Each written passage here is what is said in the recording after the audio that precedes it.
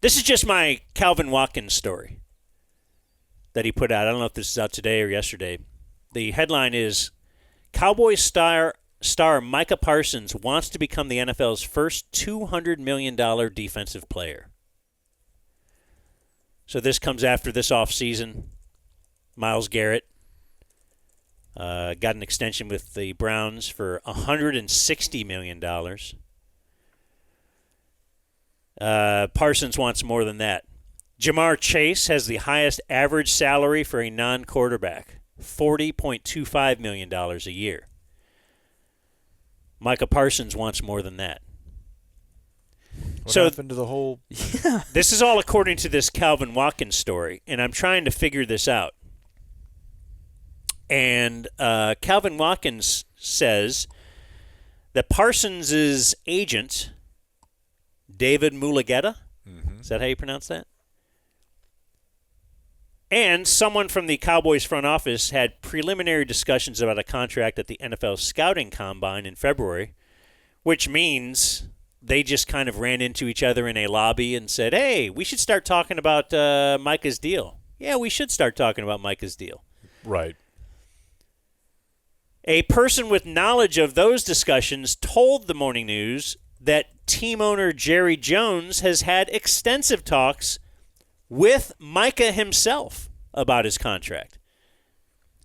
So apparently, agent and Steven maybe kind of exchanged pleasantries and both acknowledged that this is next on the horizon for the Cowboys. Big deal.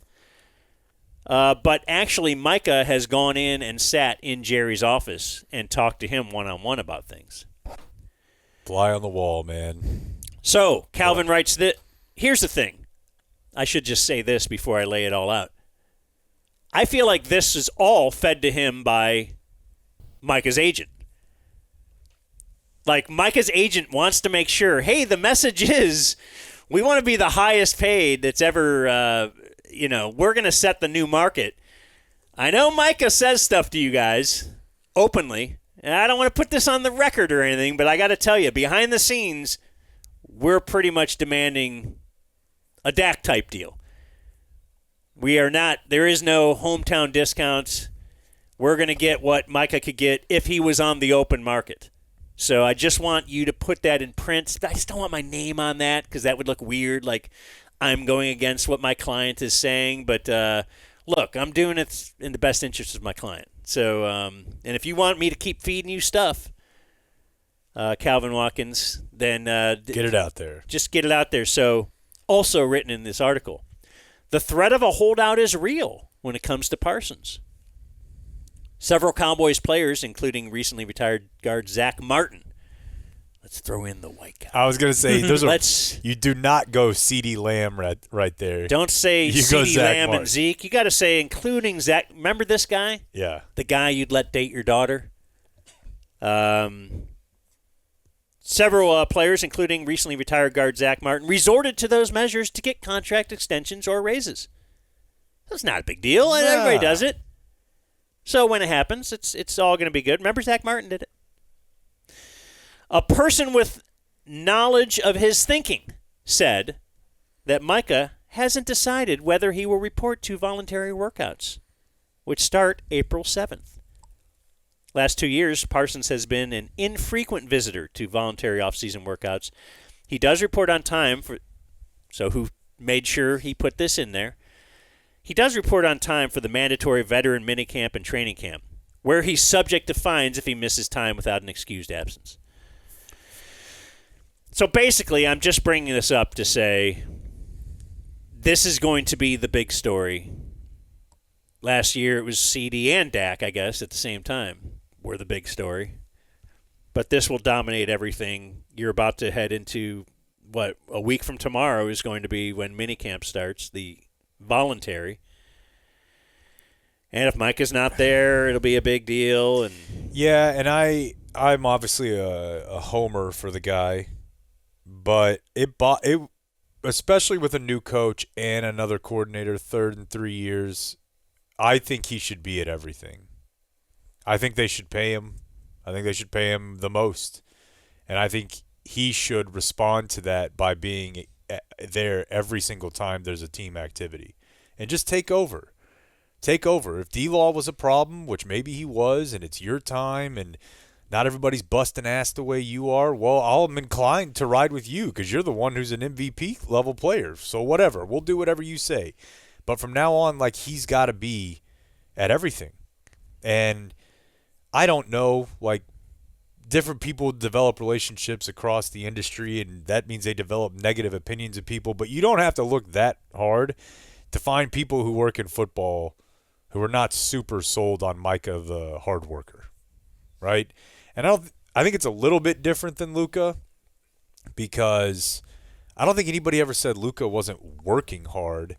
It was really more just that he didn't eat well, and maybe because of that he was hurt some. With Micah, he's still producing at a Luka level. It just seems like there's a little bit of disconnect with the actual effort off the field, not just diet. Like, there are people who will tell you he doesn't really work out much as far as, like, speed work, that he just kind of lifts weights and hangs out. I don't know if that's true or not, but it's tough to find a nobody's sitting here saying that he works out like J.J. Watt or, hell, Myles Garrett, if you want to make it like that, because Myles Garrett is known as, like, a freak, and nobody thinks of Micah that way right now. So the perfect scenario would be that he shows up at every voluntary thing. He becomes the leader of the team, and he's worth $45 million a year because for the next 5 years he's the best at his position and he's a leader. I don't think we're at that point yet. Yeah, no. And I don't know that we ever will be. But I think to pay a guy like that, you certainly want to see leadership. And well, they're going to do it because they paid Zeke. True. You know what I mean? But they also then went to great lengths to tell you how much more mature he is these days, and that's true too. That he's in the quarterback meetings and he's everywhere. He's actually working out in Cabo. I do wonder what Micah thinks about being a leader, in that it seemed like he had problems with the way DeMarcus Lawrence was a leader. Right. And will he take some of that on and say, I want to do things differently, and I do believe this or that? I don't know. And I don't know how important is any of that stuff, but feels like it should be. I mean, dude, I don't know how you cannot say it is. Just look at the last couple of years of Cowboy football. They got curb stomped in the playoffs at the end of the year 3 years in a row, and the Packers one is just embarrassing. And then afterward, DeMarcus Lawrence is out saying, I don't know, I don't think we were prepared, we were tired, we were worn out. Now Mike is talking shit about that behind his back, like that offseason, like, hey, some people were saying they were tired, not me. That's not good. It's just not. That's not the sort of thing that good teams have going on. That doesn't mean you're not going to sign Randy Moss if you're the Patriots, but it means you're not going to hear about him being a problem. The Chiefs have all manner of criminals on their team throughout the years, you know, but they handle these things. And when Tyreek Hill became a problem, they said, we're not really interested in paying you $30 million a year then. Right. That would have been like if the Cowboys had just let Zeke, what we said at the time, hold out. Yeah. It's 2 years till your contract runs out. Yeah. I don't think you're going to sit out and not take paychecks all year. Like Le'Veon Bell. Sorry, Blake. That ruined his fantasy season. Yeah, but yeah, you're right, though. It will be. The Cowboys aren't that. And that brings me to another Cowboy thought I was having over the weekend. Just because when you talk about, the last two GOATs that we refer to, Tom Brady and Patrick Mahomes, because you just keep looking at quarterbacks who keep resetting the market. Hell, Trevor Lawrence reset the market, then Jordan Love, and then Burrow. You could argue Burrow kind of deserves it more than those other guys for sure. But hell, it even happened back in the day when Andy Dalton was given a probably top of market at the time, contract. Or Ryan Tannehill got like $100 million once. The two guys who didn't set the market were the greatest of all time guys. Tom Brady famously took less. I don't care what his wife makes. He took less than he could have made on the open market. And they said that about Patrick Mahomes' contract when he signed it too. Like, oh man, this is actually a pretty team-friendly thing.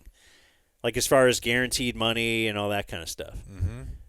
So those are two guys, though, that also had real confidence in their teams and their front offices, that they know what the hell they're doing and that they will spend the money or make the trades or do the right things to put pieces around me to remain a good team and competitive and keep me on my feet. Whereas I don't think Dak, I know Dak thinks this is a clown show and that they're going to get every last cent that they can out of the Cowboys. And I don't know. I mean, just their recent history would indicate to Micah that this is going to be a long, drawn-out thing. It will take, but you will end up at the very top of the market. Sure. Once it's over. So go ahead and go through all of that, but it's going to be a thing. You're going to have to negotiate in the media. We're going to hear about the pie. Love the pie. We're going to hear about, Micah himself.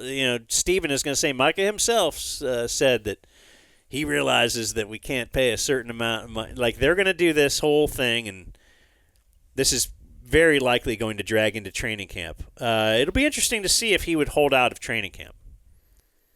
I think he will. I think by the next couple months he will. Because he's really gone to great lengths to be leader man. To be leader man and to indicate that I'm different. That I realize that we have to be here, and I realize that there's the pie's only so big. But so he said that publicly. Where his agent is feeding information to Calvin Watkins and probably whoever else will listen that. Dude, the second Micah started saying stuff like this, we knew it was going to be a mess. The second, maybe my agent's going to be mad at me. The second that started, he wants to be the highest paid player. He wants to be on a good team. He wants to happen on his timeline. I don't know. I get it. He's got him over a barrel. I'm not talking about the end of a career. Well, maybe I am. I just want to know, do you really think Micah's going to be an Eagle someday? Why would you ask me that? Why? Does that just put you in a bad mood? I mean, it's just... You've said it before. No. I think we talked about the Chiefs. He wants to be... No. December 5th, Jake says he'll cut off his balls on a YouTube stream if Micah goes to the Eagles. Yeah. Yeah, no, he's not... He's not going to, play 20 years as a Cowboy, but no. No, I don't even know why you would bring that up. Because he loves the Eagles. Luka had a great game over the weekend. We're only a week and a half away from him being in town.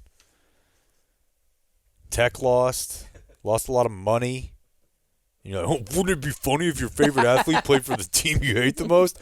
Ha ha ha ha. Also, Cowboys fan, condolences.